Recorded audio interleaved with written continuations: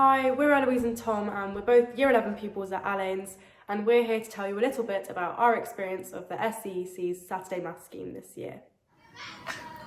Since its foundation in 1992, the SCEC, the Southwark Community Education Charity, has provided enrichment classes on Saturday mornings for children attending state primary schools in the London Borough of Southwark. Each Saturday, maths, English and science sessions are held in the independent schools of the Dulwich Foundation, Allains School, Dulwich College and James Allen's Girls' School, who provide accommodation rent-free, as well as free administrative support, resources and staff to coordinate each of the schemes. One of the SCEC's most important aims for these children is to provide them with a learning experience that's both stimulating and challenging, whilst also really focusing on the fun. Saturday School is Cool was an early strapline for these charity schemes. By concentrating on literacy at JAGS for Year 3 pupils, mathematics at Allains for Year 5 pupils, and laboratory science at Dulwich College for Year 6 pupils, the Saturday classes focus on the 3 core subjects of Key Stage 2 of the national curriculum, working to support state schools with either increased engagement or enrichment in these subjects.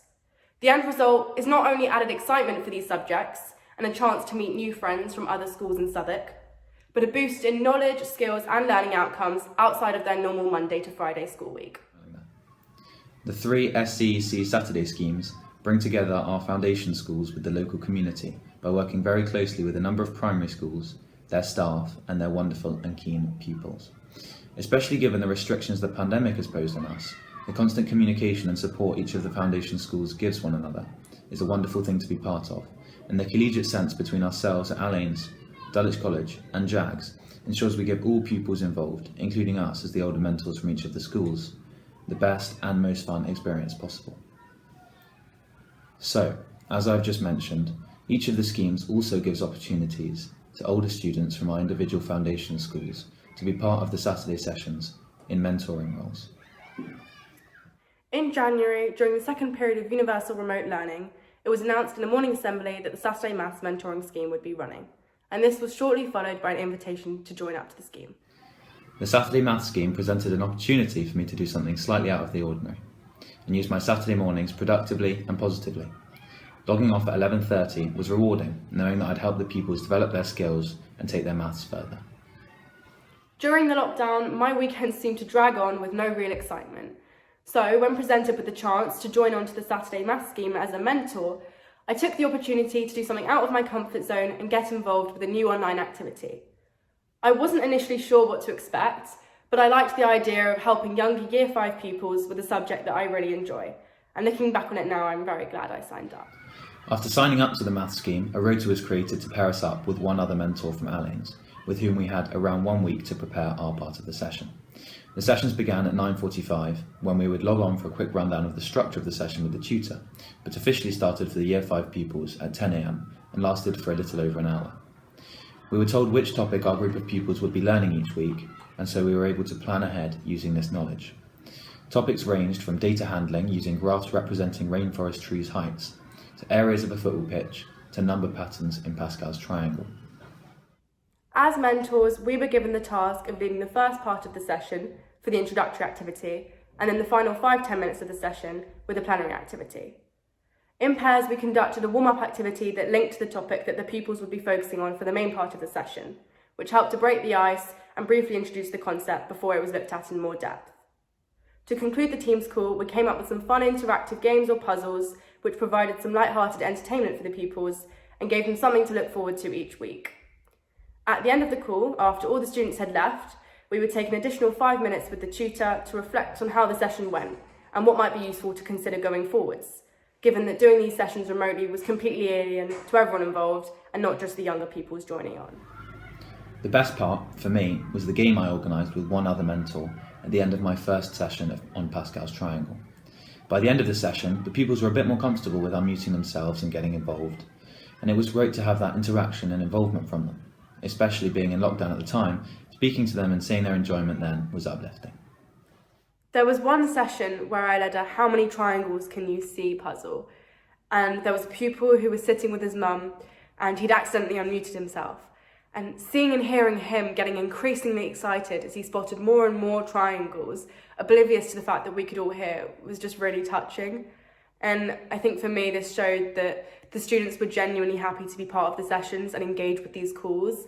And this was also again reinforced later on when some of the less confident pupils who hadn't really spoken much earlier on in the session started to unmute themselves and shout out their answers after given some verbal encouragement from their mentors.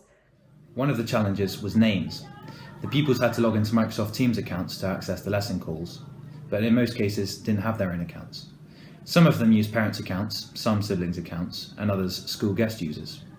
Unsurprisingly, that caused havoc in the username department.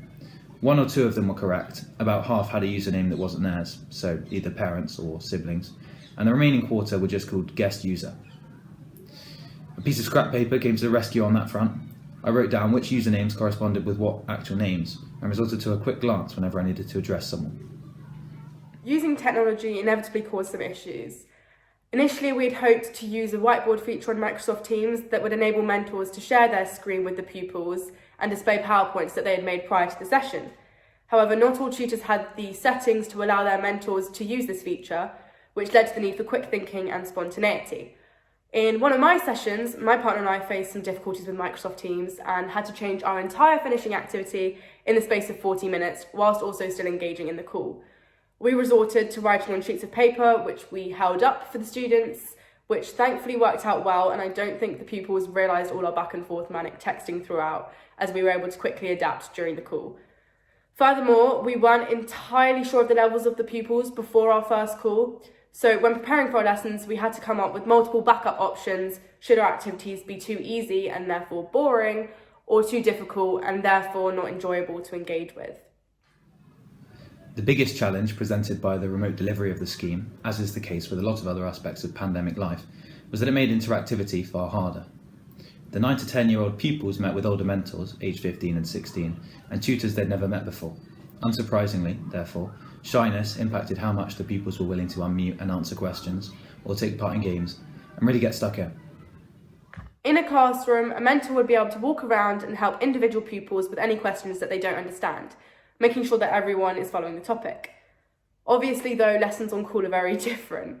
For even the most confident of pupils, unmuting in front of classmates to say that they haven't understood something is an intimidating prospect, and understandably, that would have slowed learning for some pupils. Equally, there were pupils that were more confident and lively, shouting out answers when we played games and when questions were asked, which was good fun to listen to. The short games at the beginning and end of each session were a massive help in getting these pupils to be confident and engage, making the rest of the session easier and more enjoyable. However, we really do hope that the schemes can return to the classroom next year. We hope you've enjoyed hearing in a little more depth about the Saturday schemes and our experience of the mathematics scheme over the last year. In a time where educational opportunities were not entirely streamlined across the country, with different schools being able to offer different levels of support, it was so wonderful that, given the restrictions and the obvious difficulties, we were still lucky enough to be involved in such a brilliant, innovative, challenging and fun scheme. It can't have been easy to manage by the staff behind each of the schemes, but we, and we know the local primary school pupils will be too, are incredibly grateful to have been part of the schemes this year. In a time of such uncertainty, the stability, collegiality and fun that each Saturday brought to us all was truly invaluable. We really do urge you to take a look at the SCEC's website to learn a little more about the 3 schemes and the fantastic work the charity does. Thank you for listening.